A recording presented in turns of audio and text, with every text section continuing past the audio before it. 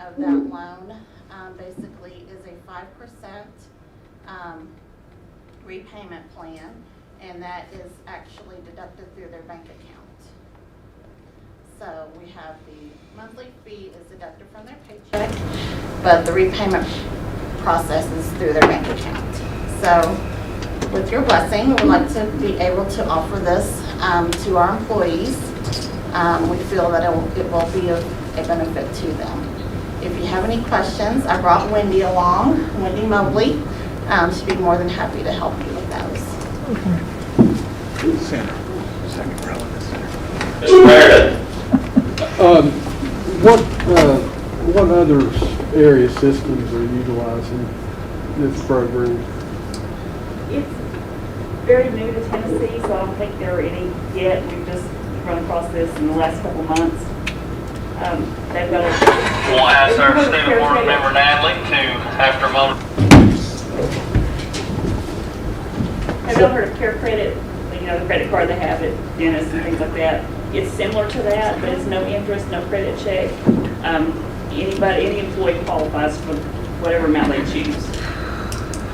And it's 5% of their monthly gross income is the repayment. So they try to keep it at a low payment, low cost to the employee, but it benefits the employee for medical issues. You know, if somebody has to have an MRI and they can't meet their deductible, they can borrow from this and pay that, and then have a small repayment plan. That's basically what it's for. But it covers medical, dental, vision, even cosmetic or voluntary things, home repair, auto repair, pet bills, as you mentioned. So it covers a lot of things, very comprehensive.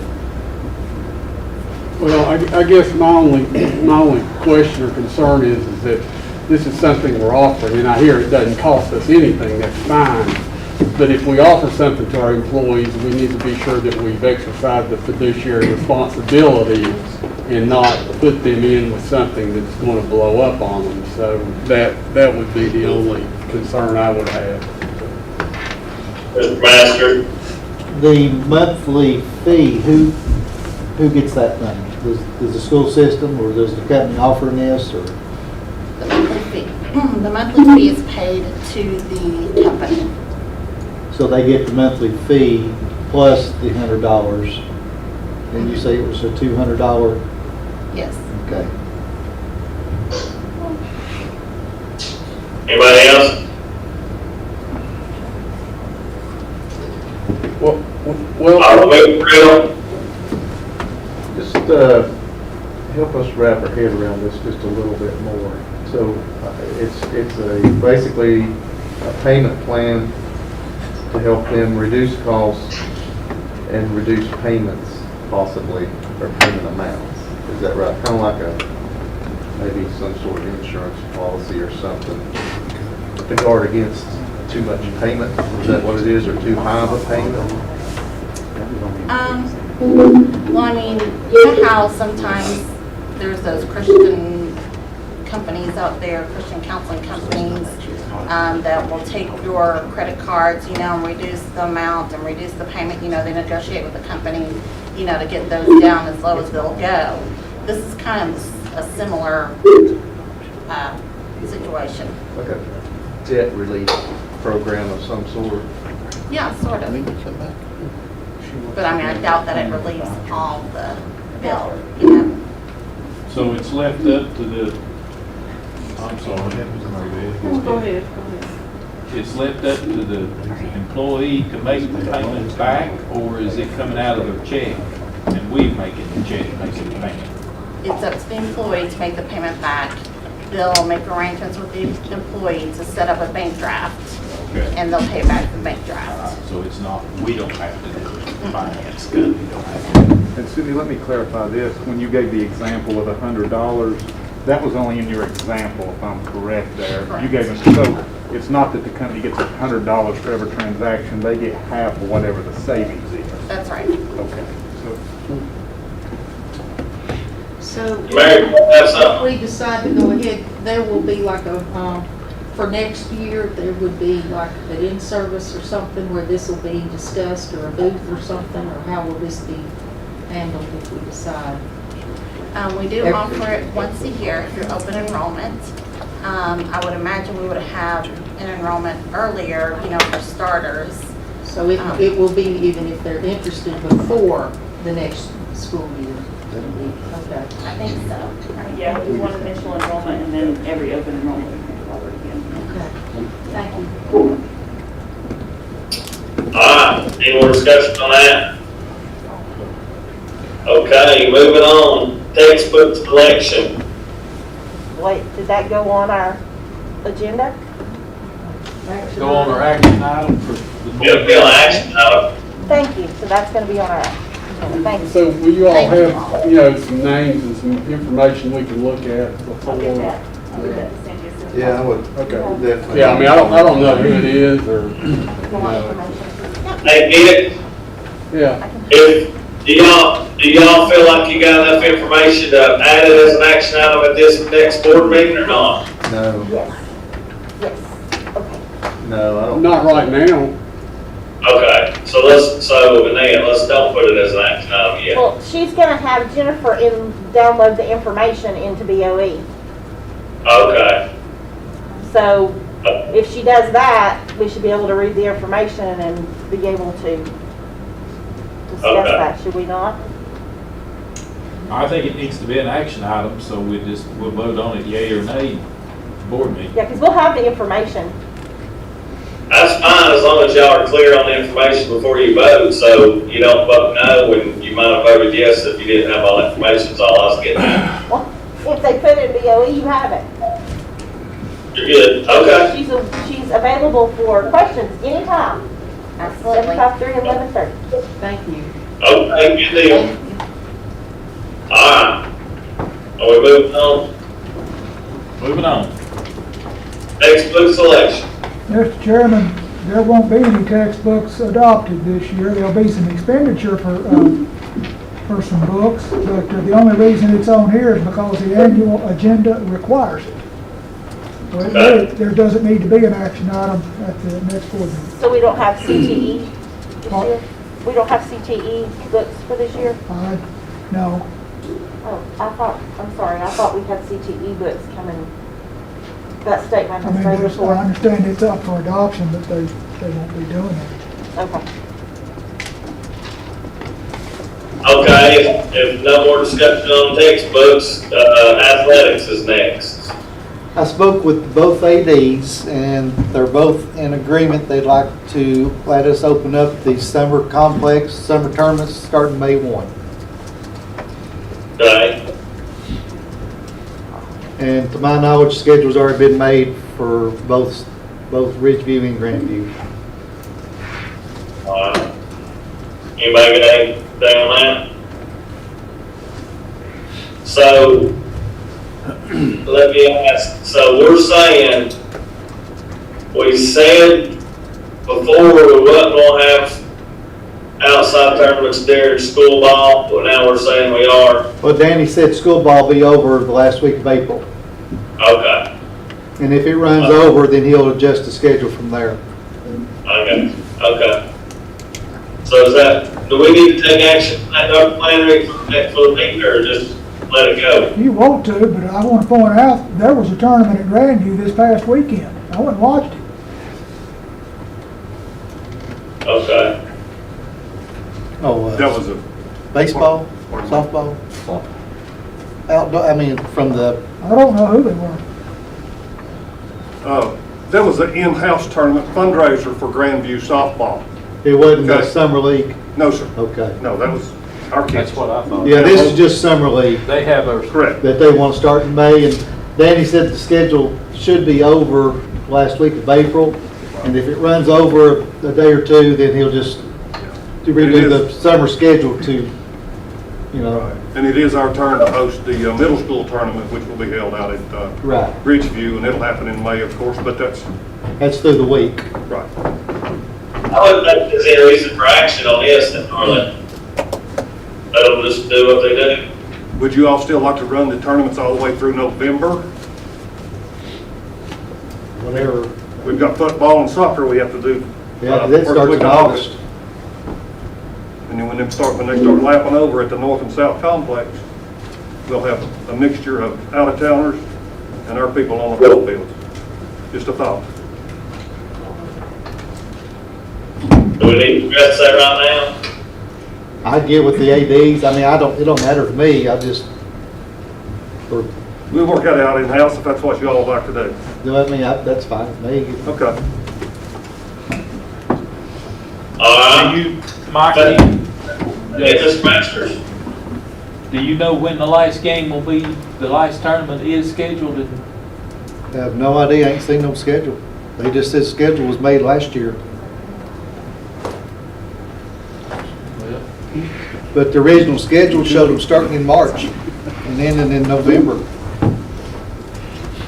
I'd say the ADs can handle it, can't they? That's kind of the way I looked at it. I mean, that's the reason why I asked them what they prefer, and they said we'd like to start them in May, but we didn't, Bill, I didn't even think to ask Yeah. when they ended, I had no, Yeah, they don't end until November. that's what I thought. I'd say as long as they ain't a problem with Mr. Patrick, let Josh and Danny decide, and And just work it out with Philip. one less thing we gotta do. Is that all right with you, Philip? Yes, sir, be glad to. Thank you. Okay. Yeah. Is that it on athletics? Yes, sir. Mr. Matt? Yes, sir. Mr. Fleener? No, I was just gonna say that Boone's Creek, the county commission's gonna be talking over the complex that's going out there. I know we talked about it, and somebody asked me to check me on that, but next week, or this month, I think it's supposed to come up. Would that be on the night's agenda?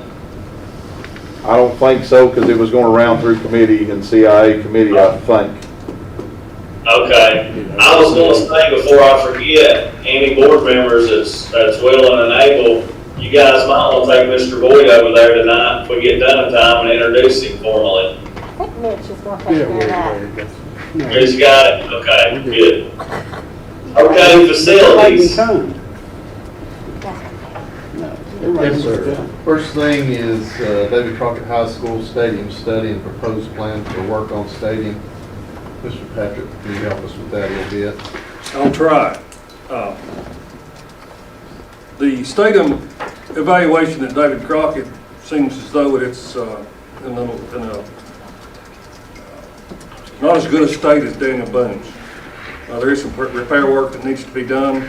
We do not have preliminary figures back yet on what that repair work will take. What I plan to have prepared for you at your next workshop would be budget estimates to do the repairs, and then budget estimates to replace them. This will not be a complete stadium rebuild. This will just be some, what we call home side bleacher stands, okay? So I'm gonna try to put that together for you so you'll have something to look at. And I will say, I did talk to Josh Kite today. I hope I didn't speak out of turn, but he asked me if those bleachers were usable at this time, and I told him until someone instructed him not to use them, I don't know why he couldn't. Is that right? You asking me that question there, Mr. Chairman? That would be correct, Mr. Chairman. I mean, nobody said he couldn't use them, so I just, That's correct. That's correct. okay. He was worried somebody fussed at him, and I told him, nobody told us they wasn't, that they couldn't use them, so I'd use them. That's correct. They have not been condemned by an engineer or anyone else with authority. Okay, correct. Okay. Mr. Master. Okay. Mr. Patrick, the proposal that you're gonna put together, is that replacing, I know you said you will get two estimates. Correct. One for repairs and then one for a new stadium Will that be bleachers. aluminum or Yes, sir. concrete, or, That'd be aluminum sitting on concrete so demo concrete it and then floor. set them on top of the pad? with a press box attached to the top back of it.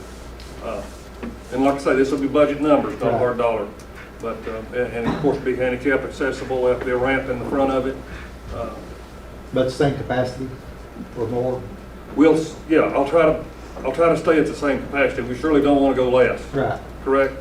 And there'll be what you call a closed back on your bleachers where people don't kick their pocketbooks and drink bottles Drinks across off. the bottom Right. and get it back there playing. Yeah. All right, thank you, sir. We got a late breaking RFP for lot efficiency study, if you could tell us about that, Mr. Patrick. If I can operate this, I'll do my best to do that. That sounds like it's on the phone. We have got a template that we'll use to give to different engineers, architects, anybody that's qualified to make us do a complete light study of the entire system. In this scope of services, there's 6 points of different things that these architects and engineers will be looking at. The evaluation will be based on experience and qualifications of the firm in providing similar services, ability, experience, and education of the personnel and study team. They're scheduled to complete the study and, of course, a compensation structure. That's what you all will sort of make your decision based on when we get these in. Now, we've got 3 firms we would like to send to. I think Breland's one of them. Engineering Services Group, and of course Thompson & Litton. And we will send them to whoever y'all like. I'm sure they'll be listed at the plans room down in Knoxville, and be advertised in the paper, of course. But it will be quite extensive. It will be there will be site visits to every one of the schools by engineers. And, you know, people have different philosophies on how they would light a room. Of course, we're going to stay with the minimum standards in education. So these proposals can be quite broad when they bring them back. But I think after we look at them, they'll have a good idea of what we want to do. But we do have a template that we can probably get out. If you all can take a look at it, you can add, take from it, and make an action item out of it, and we could probably get this on the street in the next 3 weeks, 2 weeks, after you all make your decision. Very good. Any questions? Chad? Yes, sir, Mr. Wayne. How you gonna get the apples to apples comparison of what they're pricing? I guess we'll just have to get the proposals and evaluate them bid by bid or proposal by proposal. Try to get it apples to apples, because they're gonna be different. Some of them's gonna use a different panel or whatever, you know what I'm saying? That's correct. That's the reason I said this will go a lot. This will be really broad on how this comes back, because it's not a scope of work that you would bid for the actual work. I would say some of them will bid, will give you a submission on 2 or 3 different types of lighting. Some, of course, we have to have an automatic switch off on all of it. That's in the International Building Code now. You just can't depend on a light switch when you do something like this. So it'll be motion There'll be some switches. motion, and then also we can set it on a timer, and if, you know, something happens, it'll shut the building down at 9:30, 10 o'clock, whatever we decide. And it's all LED. Yes, sir. That's the plan, with the exception of athletic fields. And some of them will be censored where they can go, where they could go up. Dimmers? Yes, dimmers. Yes, ma'am. Yes, that's, Yes, ma'am, that can be included. that's good. Well, Philip, shouldn't we tell what we want and then tell them to bid that, or this? I was asked to request for proposals, and that's, in this type of business, especially in lighting, there are different philosophies on lighting. All right. You're gonna get each one of them different philosophy. You'll pick the one you'd like to pick, and we'll try to go with that. And if you have 2, you may want to break it down tighter if you have 2 that you like. I guess you could also take your proposals and bring that down to a bid level and put it back out. We could pick them apart and make our set of specifications out of that, out of those proposals. We sure can. Right now, we're just fishing for information, is basically what we're trying to do, because we don't know, but that's what these guys do for a living. So we're going to farm information in on it, so we can get educated I about mean, it. it goes as far as for your special population students, you would have blues or soft greens in a corner, and you could change that color based on the child. attitude at that time. And then gets that detail. It can be. Thank you, sir. Any questions? Are they looking at any of the athletic facilities?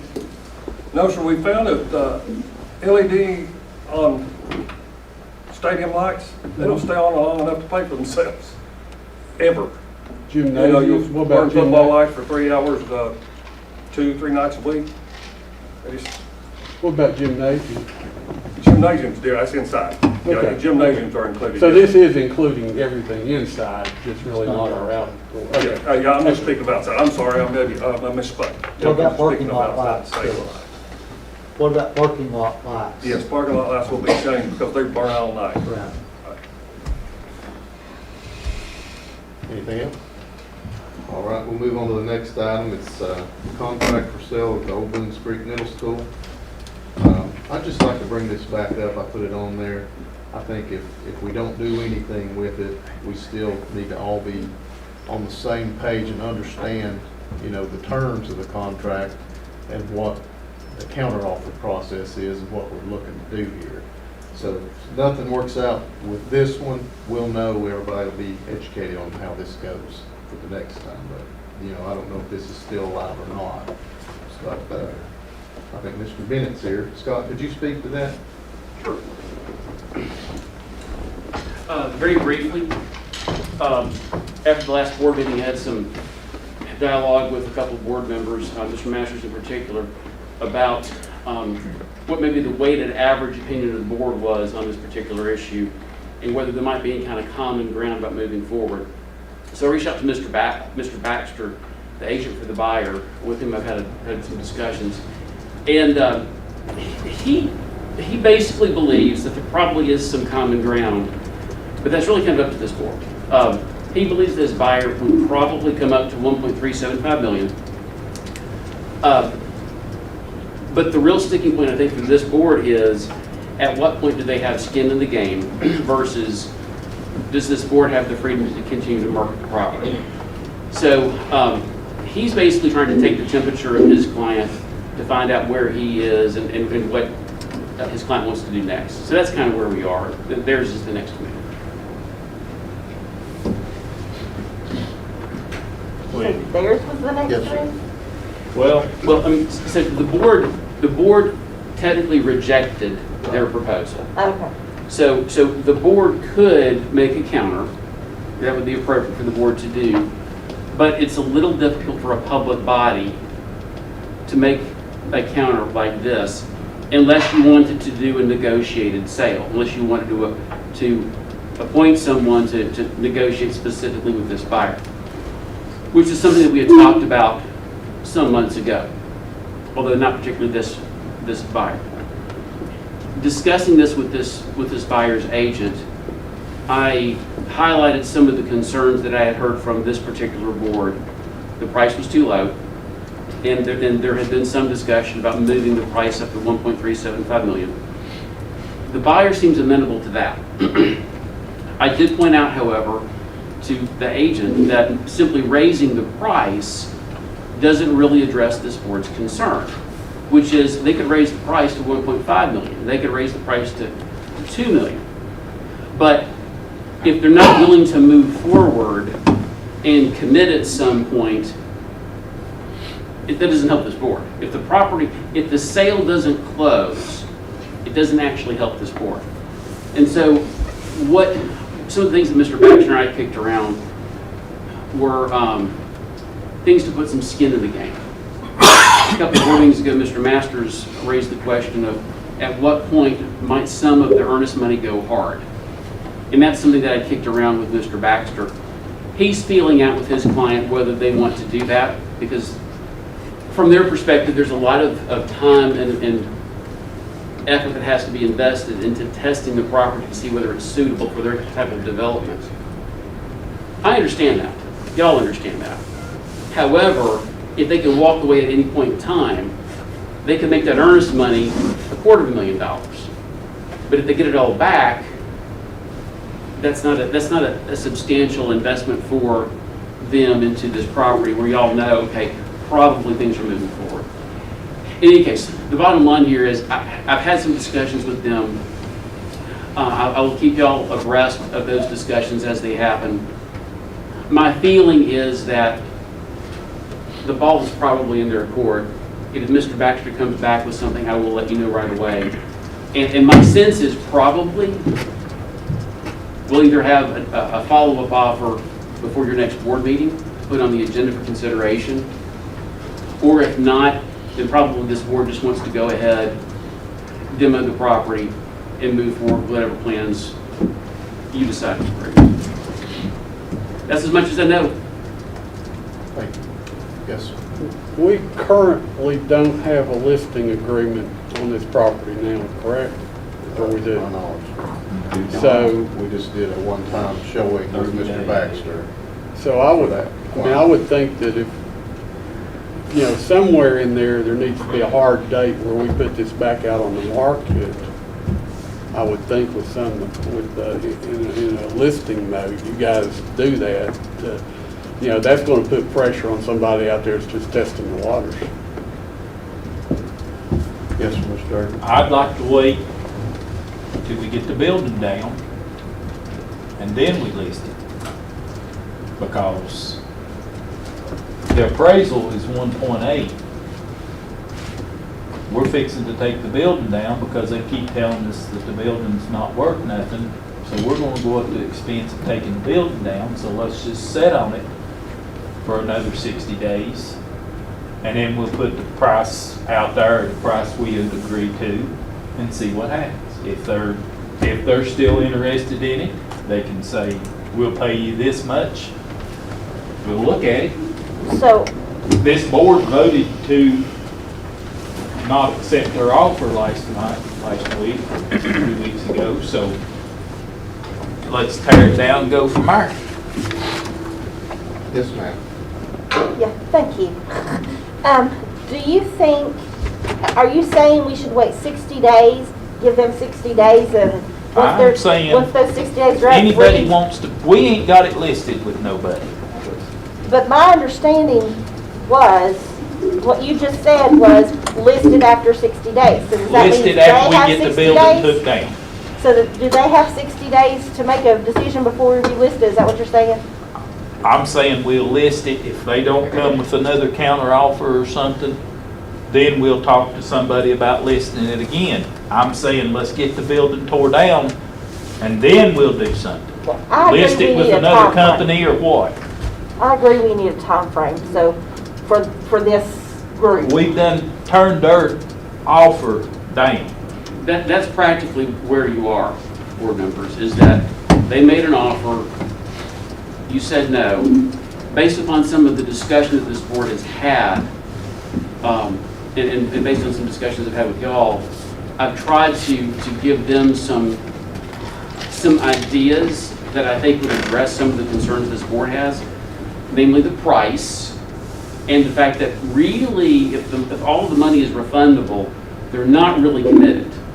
They can basically float along and bail, and there's No skin in the game. There's no skin in the game, exactly. So I've made it clear to the other side, if you will, what this board's concerns have been, price and lack of commitment, and I've suggested to them that if they want to come back to address those issues, the board would certainly take that into account. Whether they come back or not, Mr. Urban, is anybody's guess. So practically, we are exactly where you say, let's wait and see, that we have to. Let me ask this, can they, we don't have no contract with nobody. Correct. So this person can come to this board and say, I'll give you 1.4 or 5 or something. Or 1.1. And we don't have to share the cost or anything with any other realtor company? Well, how does that work? So if they go through a broker, and if the proposal is that we would pay a percentage of, if we would pay a broker's commission, if that's the offer, then that's the offer. So if what you're suggesting is, could we do a negotiated sale at some point down the road? We could, but that would require that would require a change of circumstance. Right now, we've got someone right here. I think as long as it appears that we're having discussions with them, it would be bad faith if we were to try to do an end run around that road. Isn't the current group that's interested also having to check with zoning through Johnson City? Yes, ma'am. And they have kind of a process they're having to do? Yes, ma'am. There's a process that they have to go through. And that, you may recall in their original offer, that was, what was it, 100 to 210 days, I think total was the 2 layers of contingency. And that's a very long time to leave the property tied up. And so what I had suggested is, since the rezoning piece and since the annexation pieces are things that you would think the appropriate authorities would be able to check off in due course of time, maybe not right away, but in the due course of time, the big rocks that they have to get into the bucket are the geotechnical surveys and other analysis of the property, phase 1, environmental phase 1, to see if the property is even suitable for use as the development they want to have. Those are things that deal with the dirt. They have nothing to do with these regulatory authorities. One of the suggestions I had was do those phase 1s, do those geotechnical surveys, see if the dirt will work. After that, some portion of the money goes hard, and then we can give you time to work out the other stuff. So trying to balance the competing interests, I frankly don't know if there's going to be a response to that. But you're right, there were lots of things that they wanted to do, and I think everyone understands those things take time. But it seems to me that there must surely be some handful of contingencies that we can satisfy, make some portion of the money hard, and then move from there. It's really, I think the ball really is in their court. They'll either decide to make an offer that satisfies this board's concerns, and I think those are the big ones, certainty and price. And once they do, the board can decide, do you like this figure, and do you feel like they're appropriately bound by that proposal? We're not there yet. So, I'll keep you all apprised. And if y'all have any questions or any words of wisdom, please pass them along. I think the conversation from my end has really benefited from a lot of conversations I've had with board members about this. So if this does fall through, I have a high level of confidence we've at least explored every angle. Thank you very much. Thank you. Next item, the gravel in the car line at Westview Elementary. Mr. Buchanan said it's in bad shape. Is there any way we could look at that, Mr. Patrick? I think we've already Addressed it. I took a tractor to bot plate down there and we drug it around. We took care of it. Thank you very Sure much. did. You're welcome. Do we have, Mr. Patrick, you aware of any updates on Boone Street Elementary School? I have one. Do you? I have a letter here from William Burris of Burwell Construction Company. It says, the test work in the book storage room has been completed. The VCT was installed. I have no idea what a VCT is. Tile, composite tile. Okay. I installed about a week and a half ago. 1/3 of the floor is bare concrete. 1/3 has bone dry, which is that product that Tommy talked about. It says the floor was ground and bone dry applied, and 1/3 has bone dry with VCT. I placed a small piece of plastic over each section of flooring as a test. We checked the plastic last Friday, and all 3 pieces of plastic were dry.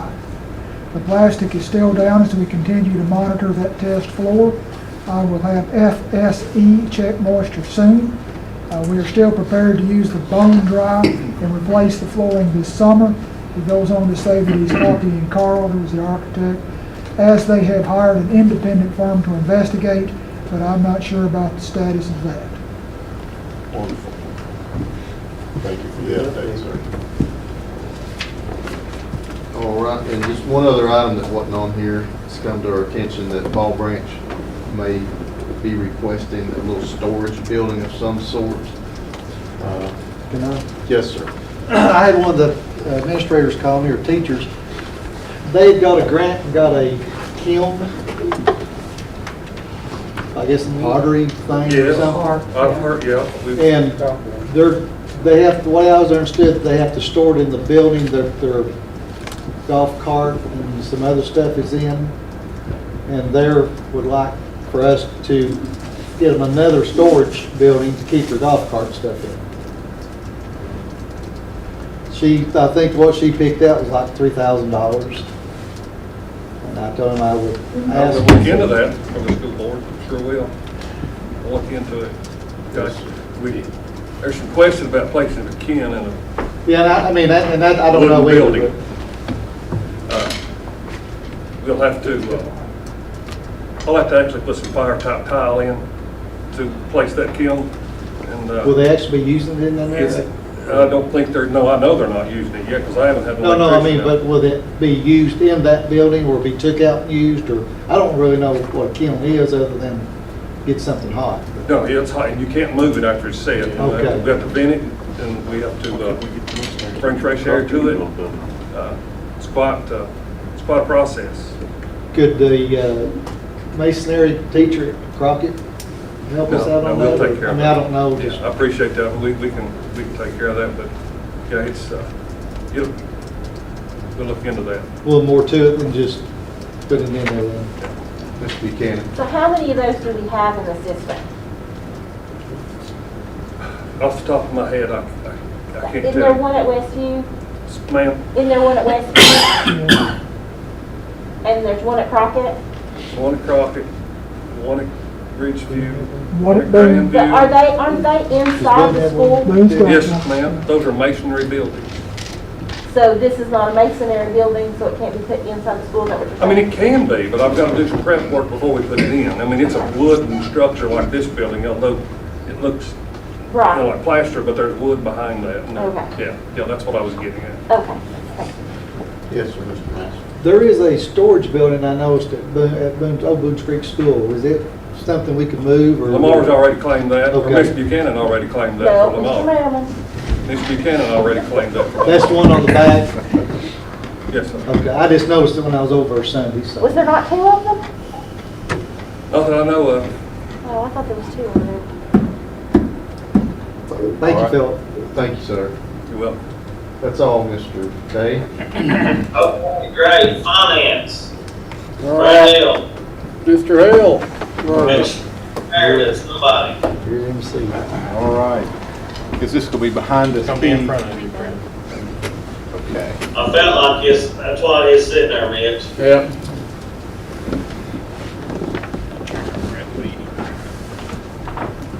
Okay.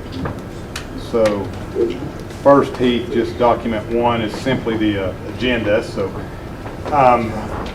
this is pretty straightforward tonight.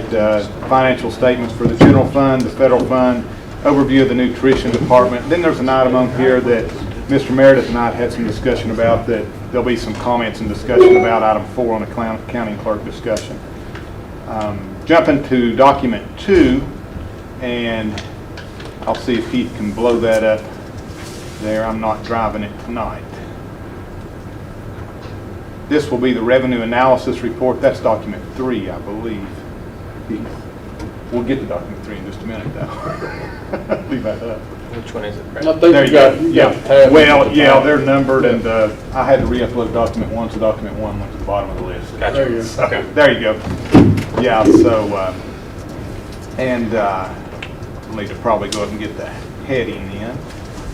So this report, and from this distance, it's a little hard to see, but the first column is your budget. The second column is February of last year. Third column is February of this year, so we've got them side by side to compare them. And then the last part of the page on the right side is fiscal year to date, done the same way. The highlights really here is this is our largest month traditionally in sales tax collections. December would be the other month that's close. We were within $112,000 of last year, so we collected, when I meant to say property tax, excuse me. Property tax was actually $3.854 million this year. Last year it was $3.966. That's about $112,000 difference. That's really probably at this point just the timing. Don't expect that it'll be less than last year at this point. When you go over to the year to date, we're within 91,000 of where we were last year at property tax collections at this same time. So we've collected 11,815,000 to date, or excuse me, last year at this time, 11,724,000 this year to date. So we're close. That's probably about a 0.75% of a variance, so less than 1% variance. So should be pretty much on target. So hopefully we will reach that 12,849,000 this year. Last year we did have a negative adjustment for ADA with the city school system, and we didn't quite hit that 12.8 last year, but we hope to hit that this year. The next large one I'll go down to is the sales tax, and sales tax just continues to really just help us out tremendously. I'll talk a little more about that on the next document, but we were 139,000 better in sales tax collections this month than we were last month. We collected 1.869 million. That is the best month on record for the system, at least in the last, well, ever, as far as I know. The next document will have the last 25 years on it, and that's the record month that we've received. And year to date, we've collected just over 12 million in sales tax, and that's 876,000 better than last year at this same time. So that's going to go a long way of helping us with our budgeted deficit this year and make that up. The next big one's BEP. We did get a funding increase, actual dollar increase this year in the BEP funds. So we actually collected 115,000 more in BEP this month than last month. Now some of that was the state money for the state supplement that we paid out to the teachers. That's going to come over the next few BEP payments too to equal out by the end of the year. So all in all, we collected $9,783,000 in revenue, certainly our best month, compared to $9,667,000 last February. So we were 116,000 better this February versus last February. And on the year to date, our revenue is $52,149,000 compared to $50,794,000 last year. So we're about 1.3 better, 1,350,000 better than last year at this same time year to date, which is good because expenses increase every year. What do you think caused that? The biggest reasons for that is the sales tax at 876,000 of that, and then the BEP funding is 664 of that. So you add those two together, you're pretty much there. Our big three revenue sources is property tax, sales tax, and then BEP. Those are roughly 93-94% of all of our funding come from those three sources. Next, Heath, we'll go back to that third document that you had up. And this will be just the quick sales tax analysis, and we can blow that up a little bit. This has sales tax data all the way back to 1995 on it. The highlighted portion is where we'll go, and I've just stated these numbers for you, but you can see this gives you the same data, just presented a different way. Line 34 on there, 876,655 is what we're better than last year at the same time. What I will point out is last year our budget was the same. Line 42, third column, 15,683,000. That was our budget last year. It's our budget this year. If you go to line 30, column 2, we collected 16,025,000 last year. So we exceeded it by about 400,000. If this trend continues, well, let me just say this. The last 12 months of collections, if you take the 4 final months of last year compared to the 8 months we have this year, we're at about 16.9 million in real collections for 12 months, which is going to be about where I believe we need to put our budgeted number. Now, we haven't got the information yet from the state on what our impact on the ADA split will be with the Johnson City school system.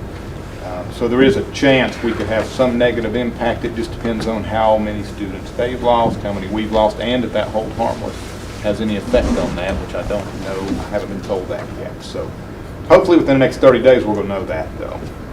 But typically in the past, when we've had a negative impact with the city school system, the real dollar has been less than 100,000, really, not just on sales tax. That'd be split out between all revenue sources. And there was one year that we actually gained on them, so we'll see how it comes out. But nonetheless, our budgeted number, even safely, I think, could be 16.8 million on sales tax for next year, unless something major happens within the next month. So, all in all, line 39, column 3, we're 76.562% of collections, and we're only 8 months in. So that just tells you how, that's going to really help us with our budgeted deficit this year. Okay, we'll go to document 4 now, Heath. And this is just the narrative. Most of the summary there at the top on the revenue we just went over, so I won't repeat the same thing, but wait till Heath gets it up there. Yeah, there you go. So the top, you can see I just quoted those numbers a moment ago, where we were 116,000 better than last February. You can see the sales tax, basic education, the BEP that we have already discussed. Community service fees is another line. We've been seeing tremendous, an increase in collections from last year, but it continues to be, as Ms. Hayes has pointed out, the state catching up on some reimbursements that they were doing backed up from COVID. So, so that's why we had an increase of 77,257 compared to last February. And that's our school-age child care program, of course. Now, I do mention some of the variances, so some of the decreases, line 46590, that was just timing of some of the grants that we have on payments received, and then property tax, 112,000 less than last February, again, due to mostly timing. We don't expect a decrease this year. So that's a recap of the revenue summary again. On these, and Heath will just kind of follow down through these, this is some of the major items on expenses. The first one that says other contracted services, it's up just a little. That was our university school payment. And Mr. Boyd, I don't know if you've been told about the university school, but that's we're contractually give them a certain percentage of revenue, so it'll fluctuate. I just actually did their payment for this month, and we got a big property tax came in February, so this one that was paid in February is actually for January. So the one we'll see next month's about 580,000. So that's our big hit on property taxes wise. So that'll fluctuate. On the months we don't get BEP or property tax payments, that's down around 90,000 for 2 months out of the year. So, but all in all, it's roughly right at 4 million is what our budget is on that. The next item is textbooks. So we did finalize the payment on textbooks for this school year. 30,960 was the final payment that went out to Tennessee Book Company. That hit this month on the February statement. Brad, what was the total? This in final. Yes. Do you know what the total was? It's this year? when we get to the expense report, we can pull that Okay. up, but it's around 1.1 was where that came in. Right around 1.1 million is what was spent on textbooks. And when we get to the expense document, I can take you to that. The next one, 71,100, 499 other materials. You can see 6,500 Tennessee School Boards Association for payment for a director search, and 2,000 to Tennessee School Boards Association for the payment for the BOE Connect renewal. Next one, vocational equipment. This was a large item. This was previously board approved, CTE equipment, and that was 88,615. The information we have is this was Kentech machinery for 2 milling machines, 5 lathes, and we were told that went to the David Crockett High School machine shop. The next item, other contracted services, IXL learning renewal for grade. Part of that at least was grant funded through a Niswonger grant, if I'm not mistaken on that. And then TextCaster, that's a push annual renewer, and then Tyler Tech for Versatrans, that's Versatrans support, not the Versatrans fee, but the Versatrans support annual renewal, 7125. That's for the school buses. It does work with school buses. Does that work with anything, does that help anything else? The Versatrans, is that anything other than school buses? Oh, yeah, I mean, I we thought get a it lot did. of data from it. Yes, it does. So that's just not school bus expenses. No, I mean, it helps us with certain data reports that we have to do for federal grants. I mean, the data that it gives, it's useful to every department over time. I thought there was many pieces to that, but Oh, I'm and not I used sure. it today to get some free and reduced lunch data, you know what I mean? I just always heard Versatran and they referred to the buses, so I didn't know if there was anything besides that or not. The next item's $25.95 to Gov Connection, 104 Google Chrome licenses for the system. And then next we get into some maintenance. This $15.92, that was to Johnstone Supply for an HVAC unit compressor, and that was Lamar Elementary for that one. And then the next is just some system supplies. I won't read each one of those numbers out, but you can see maintenance, electrical supplies, HVAC maintenance, system plumbing supplies, general maintenance supplies is $11,217. Ground supplies, and then there were 3 mowers that some trade-ins were done on, and that totaled for the 3, $22,958. Each one of those being less than the $10,000 threshold to be a capital item. Well, now that's the first. How did we get to trade? I guess I'll need to refer that to Mr. Patrick, but I don't see Mr. Patrick. We've never traded before. That's the information we were given in finance, so that's the extent of what I know about that. Philip, please. Yeah, how would, I don't know that that's, I don't like that really. I don't know how you know what you traded Well, or I what you. don't dislike it, but I'd like to know what they brought, how we traded. That's, I'm not saying it's not, 3,000 in the hole. you know, 3 mowers is probably $12,000 a piece, so. you know. Probably, but we don't know. No, we don't. We don't know what we bought or nothing. So, How many units were traded in? old units traded in. Doesn't say how many. Yeah, I know. I agree. Do you know, Bill? No, but I know we've been doing that for probably decades, trading in equipment on new equipment. It's perfectly legal under Tennessee Code Annotated. I thought it wasn't. I We put did. them on Sure gov can. deals, We've been putting them on gov deals. So we've had to declare them surplus Yeah. quite a few times. it's perfectly legal.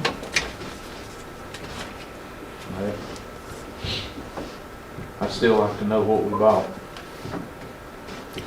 I can certainly gather what documents we have in finance. I can upload it either to the BOE Connect or send it to Dr. Flannery, to email out to Whatever. the board, whatever you'd like to do. Okay.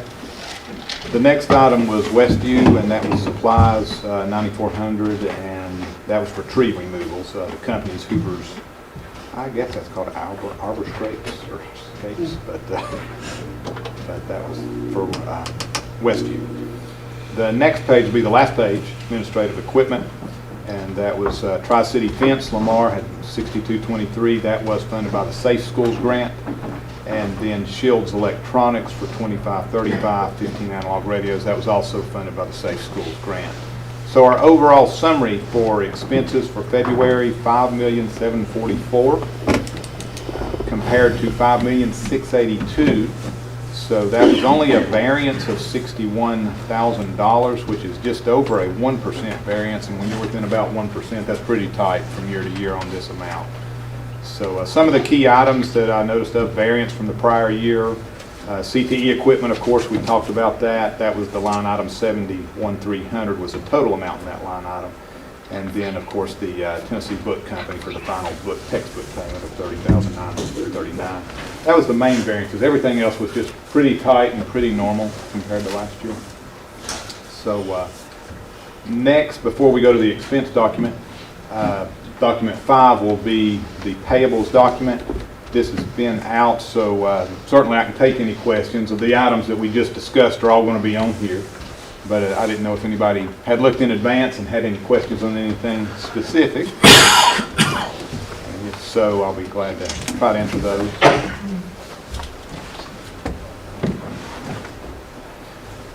And if not, we'll jump to the next document.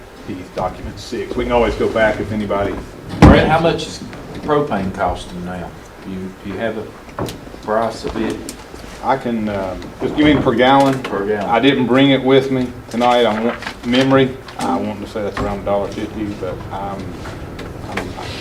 I'd really like to double check myself because we have it on the bill downstairs. But We can look at the natural gas expense on this expense report, though. We have that. Well, natural gas is probably cheaper than propane. We put it, that's where it goes on the expense report. So document 6, P. Okay, so we'll go to page 1, and Mr. Masters, you had asked about the textbooks.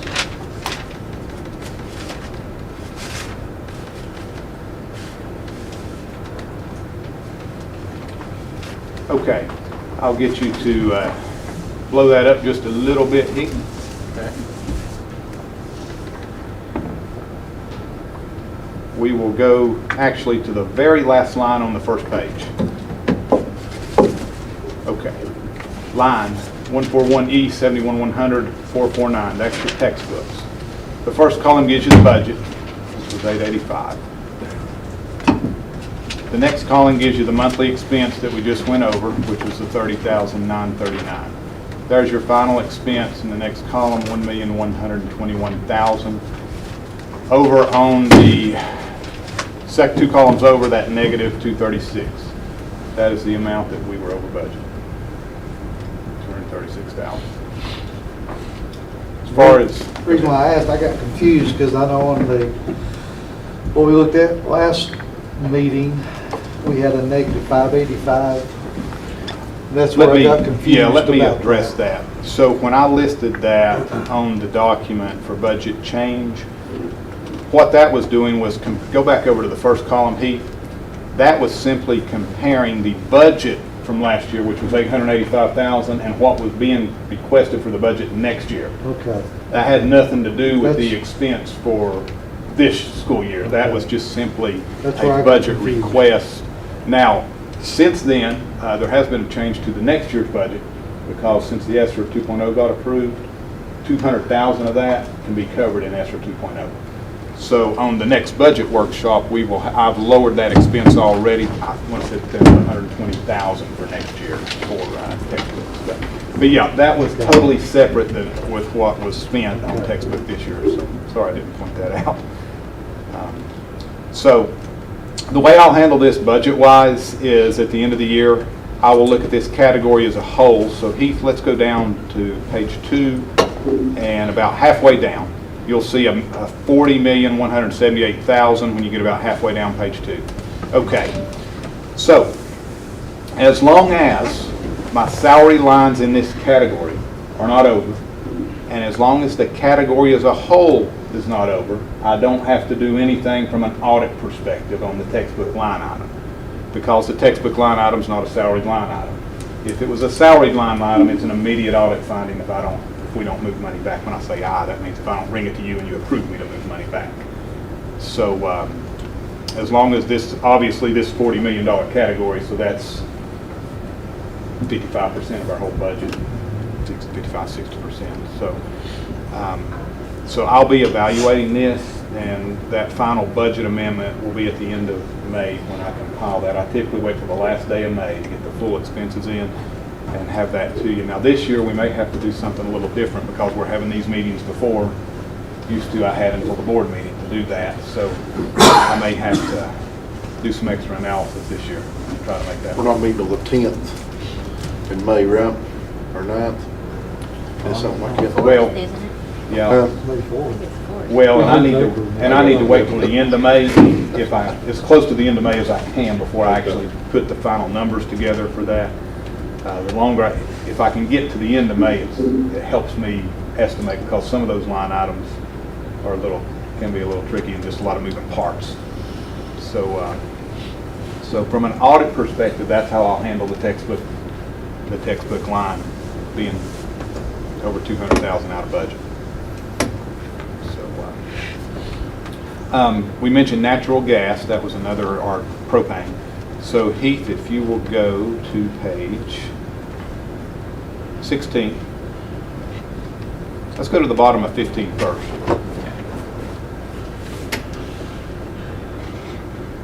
And you'll see electricity. Down there we go. So there's where you'll have the breakdown of each facility, as we've talked about before.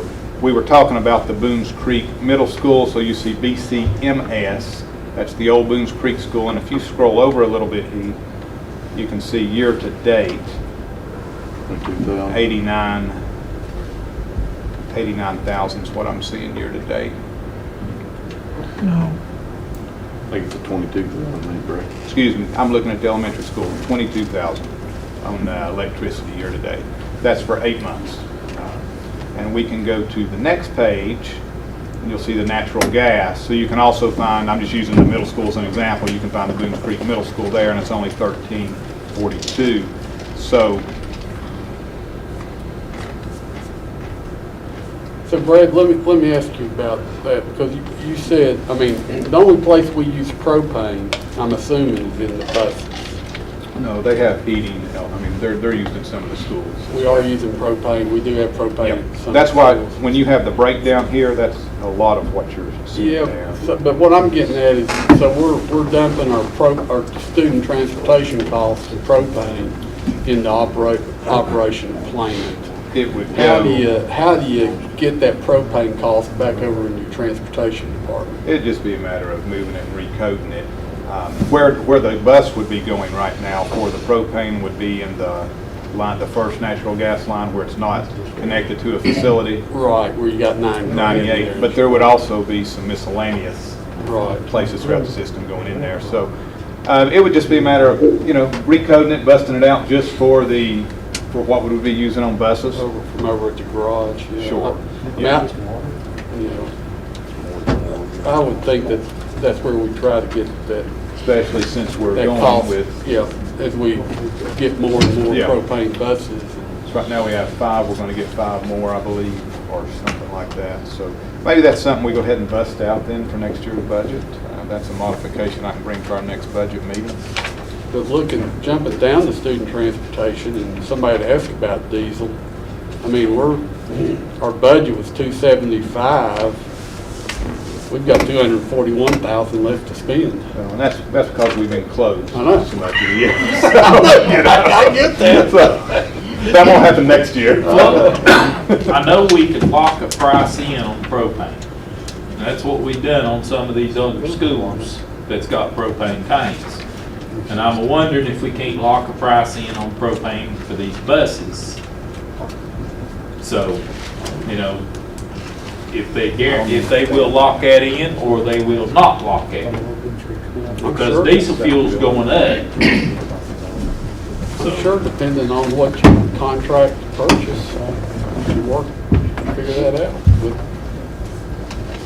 Mr. Masters just asked me a question on page 16. Again, down on the water and sewer, the BCMS, the old Boones Creek Middle School, got $16,199 in expense. I don't know the reason as Any to why idea on that's that that bill? high. There's nobody there. We have it. Okay, the water operated the HVAC system, and when the paying for water. You had that on, plus you got to pay sewer. Right, and I do know that all utilities are now completely cut Right. off as of just the other day, so this is over. I was just curious because it stuck out. And, It's been costing me an arm and a leg for a long time, but that's over. Yeah, I seen the utility people there Friday disconnecting everything. There was some wire laid on the ground, but I'd say it's gone. I mean, everything else Everything else was. is. Okay. Any other, we'll go to the very last page, and this, I've already gave you this in the summary, so I won't repeat it, but the last page just gives you the monthly expense in column 2, $5,744,000. Our general fund budget as amended recently is just over $75 million for this school year, for FY21. And of course, it'll show on the far right, we've only spent 52%, but keep in mind, we run about an $8 million deficit come May and June. No BEP payment in June, typically no property tax in June. And then we have the deferred payroll, which I'll certify to staff, about 95% of them elect to get paid over 12 months. So from accounting purposes, remember there's 3 payrolls that hit in the month of June. So our monthly expense will go up to $12 million for that 1 month. And of course, no property tax really. Yeah, we will get BEP back in June, but we'll run a major deficit for those 2 months. Okay, that's all I had on this document, unless anyone else had anything. That'll pretty much wrap up the general fund presentation, and we'll jump to the federal fund document 8P. And that's the payables for federal, which is typically, if there's any questions, that's what we'll go over. The expense report's laid out similar. It's just each grant's separate on the federal projects, and we get reimbursed at 100%. I'll call out a few of these things, and Mr. Whitaker is certainly here if we have any more detailed questions, but the first one, 2925, for career safe, that was both high school CTE OSHA booklets. And then we have the economy beauty supplies, that is the Daniel Boone High School CTE cosmetology equipment. I don't have the details of that equipment, but Ms. Fink is here if y'all did have any detailed questions on that. We go to the Gov Connection Charges next. The 1196 is for 30 webcams at Grandview. And then that was a Title I grant. And then the next one, 9873, was 3 ViewSonic bundles for special ed. And the next one, Lowe's 8378, I'm showing that's 2 cooktop ranges, David Crockett High School CTE. Down For 2 stoves? That's what we have listed. Is that accurate, Ms. Fink? We added 2 stations. So it's more than a stove, it's a full... No, there's nothing wrong with the existing stoves. We added 2 more culinary stations so the students have more room to do their prep and cooking. Cheaper than lawnmowers, Mr. Earl. Okay. They were on top of one another trying to cook. This has been in BOE Connect, right? So, I mean, does anybody, I mean, if anybody has any questions on any of these, I mean, for sake of time, you know, anybody have any questions on any of these expenditures? I want to mention one other one, the 82,000, and I'll be quiet, is grad point renewal that was paid by ESSER 1. Okay. Yes. Other than that, that's all I have. If you all have any other questions. Well, dietary, Well, I was going to say for general and federal. Okay.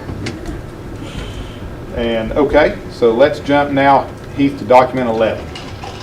And you will have to change the view just a little when you pull it up, rotate the view. It'll be just an overview of the dietary fund. Hey, Brad, and as that's coming up, and I don't see Caitlin on board, but, you know, in looking at our current year revenue numbers, you know, we're still tracking below 2019. And of course, our 2020 numbers didn't ramp up until April and May of last year. But just curious as to why, you know, maybe our revenue's running a little behind what we've historically done at this point. Well, for this year, I would, without Caitlin being here to give extra details, I would just say it's because they wasn't collecting any school lunch money for lunches. But we're getting, I thought we're getting paid 100% for all the meals that we're providing. We are. She is. Are we just not providing as many meals then? That may be. You know, I mean, I don't know. I don't know I'm just either. curious In what comparison, if we would have been in school Right, full-time, without her input, I would have to say that's what the numbers show. Okay. You know, we do have less kids in school because we've got about 1,100 that's virtual. That might have something to do with everybody eating. Yeah, because I was going to ask, what's that based on? Enrollment or No actual people. actual people? in? Actual meals served, they turn that in and the government sends them money. So it's meals actually. We got But they're still 1,100 allowed- kids out right now? Pardon? We got 1,100 virtual? 1,100 K through 12 virtual. That's what I thought. I guess But they're they're eating still- somewhere else. They're still able to come and pick up meals, right? Right, We're and- still doing that. And Okay. they can still ask us for home delivery. I think we're still doing some of that. I guess they're just not doing it. Is that, Be a good question to No, ask. I'm sorry. I just want him to, if you don't care on Friday update, would you see Yeah, how that looks? yeah. if she can We'll explain rely that. on Jennifer to remind me to do that very thing. But we're still not serving out-of-county students, or out-of-county kids' meals, are we? Like we The did in way the summer, USDA works, any child under the age of 18 shows up, we feed them. regardless. Right. Okay.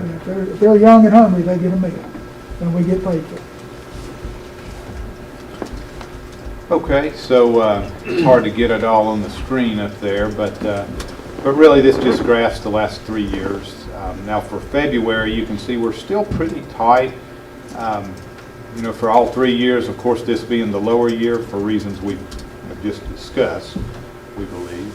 But revenue, you'll see that big spike in May of last year, and that's just because we got a tremendous influx of money that we didn't really know we were going to get. The meals where they were delivering with buses just ended up being much greater than we thought. So their fund balance, of course, went up big time. But that's why you see that abnormal spike last May. And then last April, everything had just hit with COVID shutting down, so obviously the revenue declined. But going to the next page, Keith, this is just your expense line. Expense comparison the last 4 years. So you can see for FY21, it's still pretty close compared to 2 years back. Now last year, of course, it's quite a bit less, but what I guess I should point out is go back to the first page, Heath, all the way to the right side, and the revenue, when you compare it, as Mitch was just talking, the revenue was lower this year. You can see that negative 369, that's compared to the prior year. So this time last year, we, compared to that, we have received 369 less in revenue. But when you get to the second page, our expenses has been 244 less. So it doesn't quite match the reduction in revenue, but at least it's a chunk of it. As well, our expenses are lower, of course, because we haven't had all, been in school the whole year as well, too. Now, when you put those two together, this is what the next graph gives you. It tracks the revenue versus the expenses each month. So obviously you want to see it pretty tight, or ideally revenue a little higher than expenses. But for this month in February, you can see that it was pretty close. 10,000 more in expenses than revenues, and you can see the brackets on through there on the bottom line. So all in all, we still are 81,000 better on revenue than expenses for the year when you put it together. And the last slide has been one that, of course, has made us proud these last few years. This is just an uptick in the fund balance. Now, what I will point out is that top line is this year, our fund balance being much higher than previous years. You can see on the bottom of the last year where it spiked up, and that was that extra revenue that came in when we were doing meal deliveries with COVID. But what you will notice is really not an increase in fund balance this year. It's leveled off. So 1.479 is where we started. We're at 1.474 now. And in talking to Caitlin, she thinks, with the modifications that she's been able to make with suppliers and getting better agreements for supplies at lower cost, she's downsized staffing that was unneeded over the last few years. She's probably about reached the limits, versus there being an increase in lunch price if the board did that, but she's about reached probably the limits. But you can see when you look at the fund balance now at 1.474, 4 years back it was in a negative 67,000. So it's a $1.5 million improvement. So she's done well with that. So, but that's where we are. But we don't expect, or we're not seeing an increase now like we have in years past. It's probably about leveled off, running about even with expenses. So that's your overview of the dietary fund balance. Without any other questions. And then we just have one last document. Yeah, I think the next thing on there is your pay scale adjustment. Yeah, this is something that Mitchell, Well, you go ahead and start off. We talked a little bit last week about, or at our last meeting, about pay scales over for our maintenance crews. You remember Philip brought us a proposal. Brad's got a couple of folks that work strictly as accountants within the central office, but this particular pay scale that was originally set up, Brad, go to the top, it was called accounting clerk non-degreed and accounting clerk degreed, and apparently there's some folks that are on this pay scale that aren't truly accountants, they're more like financial analysts. And so the pay scales, you know, Brad and I've looked at them, and he's kind of matched up his accounting clerk pay scales to what we're doing over on the county side. And so the idea is actually to create a separate pay scale for those accountants within the central office, as opposed to those financial analysts that may be used by various different departments. And so he's got these pay scales, and so they're here for just information because, as Brad and I talked about earlier, or we talked about this earlier, we're not looking for an approval of this particular pay scale now because we've kind of put off approving some other pay scale changes. And we'll wait and do that all in total with the total budget. But the idea is so you can kind of see where these numbers are moving a little bit. So if this is approved later on in the budget process, we would just take the original pay scale that says accounting clerk, in this case the non-degreed one, we would make no changes to it, just rename it. And it would just be called Department Financial Admin Analyst. So the employees that are currently on this pay scale that are not in the accounting department will stay on this pay scale, no change to them whatsoever. We're just going to rename that pay scale.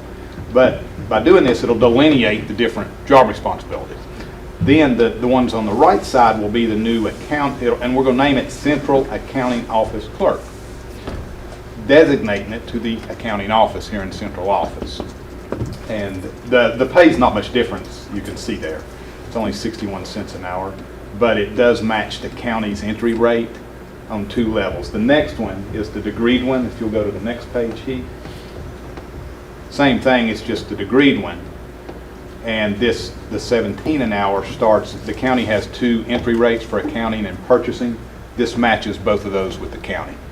So compensation-wise, it's very minimal, really, difference, but at least it does delineate a difference in work, where you have some that are not accountants, not even doing accounting work, so at least, you know, it'll delineate where they're not on the same pay scale as accounting. So the one on the left is where the county's at, school. The one on the right is the entry point for the county. Okay, the one on the left is... That's our current in effect. Okay. Where we have employees that are accountants and a couple that are not accountants that are getting paid the same thing on the same scale. That was done before my time and Dr. Flannery's time as director. That's it. I have a finance issue. I think it actually some years ago, this board approved international travel for Daniel Boone High School, a trip to Costa Rica. As the plans were being made, families paid deposits to the tour company. 3 families lost their deposits to the tune of $350 each. I'm requesting that this board add as an action item at its next meeting reimbursement of those 3 families at a rate of $350 each. And Thank you, Dr. Flannery. I don't need to be the one to bring this up, but just because I know it's so, I think several families lost $500 deposits at Crockett for this past trip because of COVID. I was one of them. I don't need my money back, but I'm sure there's a lot of folks that like to have their money back. I wasn't aware of any loss at Crockett, just 3 families at Boone. Yeah, you might want to check on that. And that was kind of, I mean, this is a good example of what my comment was about the very first item we heard about today, where we're putting something forward at no cost and something goes south, and now the school's being looked at to come back and take care of that employee health plan or whatever it is we were looking at. Same thing here. So, I mean, we need to be really careful about, you know, what we put out there for our families. Why were only 3 not reimbursed? Did they not turn it in at a certain time, or? Could be that they didn't buy the insurance. You know, you can get travel insurance. That's, I thought, I don't know. Applied I'm to guessing. this because the teacher actually left. So the insurance wouldn't have applied from what I understood. because I thought when they brought it to us, we told them they had to buy the insurance. Right, but I think it has to be certain terms on the insurance. And this was actually because the teacher left, the trip was canceled, not because of COVID, not because of natural So they're disaster. saying it was on our end's fault. Well, the Well, teacher I mean, left, in a yeah, sense. you know, the In a teacher took sense. another job somewhere else. Now, the deal with COVID, I thought that would be covered under I did too. the insurance for the trip. I don't know what the deal was, because my wife handled it, but I know, I think there was well, I don't know, there was probably 30 people or more going on that trip, and all of them lost $500 deposits because the company wouldn't give their money back. But Miss Gorley couldn't take them because if they got over and got quarantined, they could be there for months. See, I would think I would think that'd be covered under the insurance, but we do need to note that company. If they come back for another field trip and they're using that company, but that's just. How is it our fault? It's not. Well, then I'm sorry. Yeah, I mean, I've lost money every day in my life, so, you know, if you lost money, you lost money. It's just your Jason, bad did you all luck. have insurance, or do you know? I really don't know, Mike. I don't know. I just know we paid, and yeah, that was odd. I thought, you know, for a lot of these families, $500 is a lot of money, It is. and they wouldn't give them their money back. So I think they refunded all but $500, whatever somebody paid. But anyway, I just thought I'd throw it out there, not trying to top what you brought up. But anyway, I just thought if we was gonna do it, we ought to do it for everybody. Yes, we can. Can somebody check with Miss Gorley about that? Was it Jessica Gorley, Chairman? Yes, Gay? sir. Okay. Yeah, and I'm not suggesting we do anything, I'm just throwing it out there, because, I just You want to know- know the company, the information, all of that, because Jessica probably won't use that company anymore, but we need to make sure that we don't get something from somebody else. I can't think of the word. yeah. Okay, where we at, guys? I lost connection for a minute, are we We're here. policy? I know. Policy. I think we're ready to. We're ready to make policy. Oh, great, that's great. Let's do this. Jason Dodson. Dr. Key's got 2 minutes. 2 minutes, I'm gonna leave that long. Okay, Let's do it. the first two policies are together, 1.700, 5.100. We talked about these at the last workshop. The state board passed some educator diversity policy, and these policies align with that. So no changes from first to second reading. Any questions about that? I'm on the agenda. Then hepatitis B, 5.402, language needs to be added to this policy. It existed in the version from 2015. Staff from the Department of Coordinated School Health discovered that 2 employees were missing, athletic trainers in school building, first responders, under the safety portion, which is in green. And staff recommends adding that language and putting this policy for first reading on the agenda. Okay, anything else? A board member asked to review 4.4061 social media. 4.4061. 061. And our current policy is in BOE to be.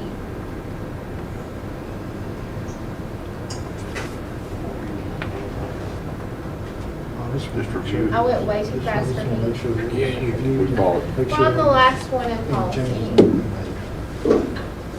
Is there any updates that you know of, Dr. Keys, on this one? Social media, no sir. We updated this one back when TSBA reviewed it, April 2019.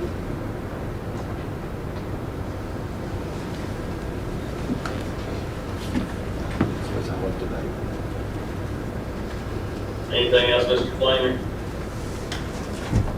No, not unless you got something you'd like to share with us. Sir? If that's all policy, I got a couple announcements. One in particular. May 7th and 8th, I'd like to do a board retreat. Mr. Boyd and the board. So put that on your calendars if you will. Where will this be at? Park Vista. What date, Jason? Jennifer's got it reserved for the 7th and the 8th at Park Vista. We will have a conference room Saturday, from 9 to 5, however long it takes.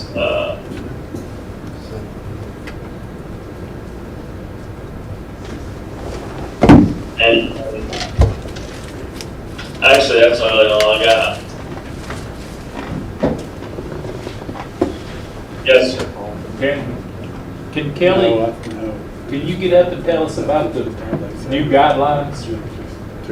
Did we get that today? Did you not send that? It's not as different as you'd think. Okay. Kelly will flesh that out, but it's not really much different. We're going to have more detail about it whenever we meet the regional office on Wednesday. But the CDC has revised some strategies with in-person learning.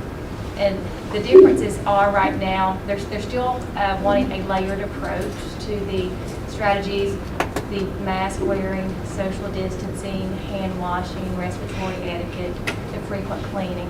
So that stays the same. What they had recommended was that in the classrooms, regardless of what transmission is in the community, that we can go to 3 feet.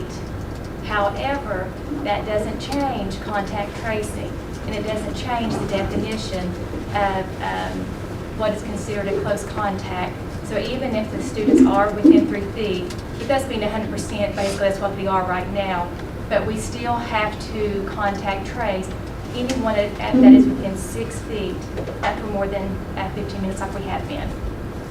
So it really doesn't make any changes for us right now. But they are looking forward to hopefully having some additional changes coming down the pipeline fairly soon. Thank you, Kelly. all right, is that it? Go ahead, Dr. Flannery. Thank y'all. See you at 8:15.